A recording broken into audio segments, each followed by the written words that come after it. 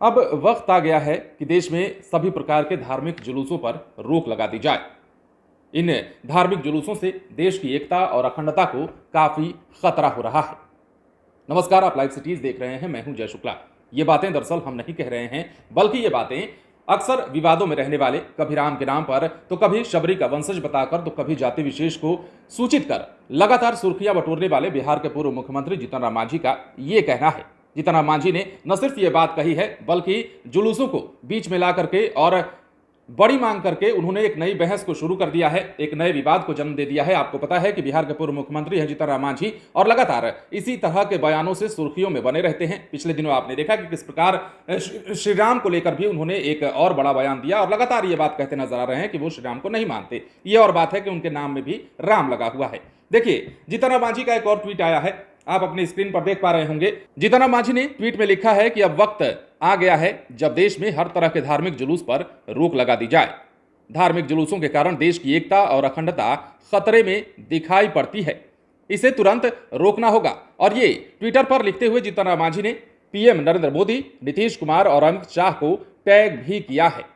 देखिए, जीतन राम मांझी लगातार जो है वो इस तरह के बयान देते रहे हैं। जीतन राम मांझी ने एक बार फिर से ट्विटर पर ये धार्मिक जुलूसों की बात करके नई विवाद छेड़ दिया है, नए विवाद को जन्म दे दिया है, नई बहस छेड़ दी है और उनके इस ट्वीट ने धार्मिक जुलूस को लेकर एक नए विवादास्पद राजनीतिक माहौल को भी जन्म दिया है। देखते हैं इस पर प्रतिक्रिया क्या आती है। आपको पता है कि हम जो है यानी कि हिंदुस्तानी अवाम मोर्चा जो है वो एनडीए का सहयोगी दल है। इससे पहले भी जीतन राम मांझी कई बार अपने बयानों को लेकर सुर्खियों में रहे हैं। कभी माता शबरी का वंशज बताते हैं खुद को, कभी राम को काल्पनिक बताते हैं और कभी कभी किसी जाति विशेष को लेकर लगातार टिप्पणी भी करते नजर आते हैं।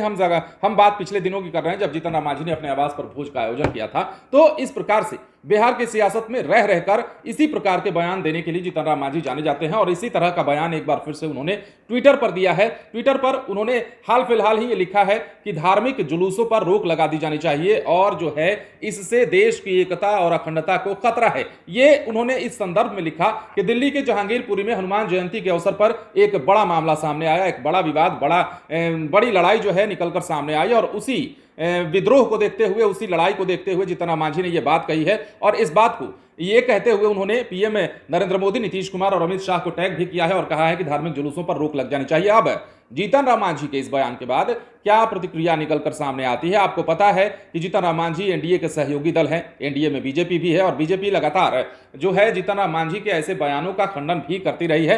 हालांकि ये और बात है कि खुल करके कोई कुछ नहीं कहता।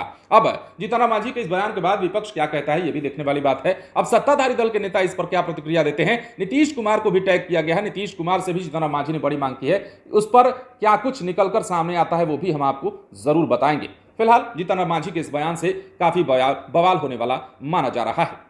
आप बने रहें लाइव सिटीज के साथ। यदि आपने इस चैनल को सब्सक्राइब नहीं किया है तो सब्सक्राइब कर लीजिए ताकि हम आपको खबरों से अपडेट रख सके। धन्यवाद।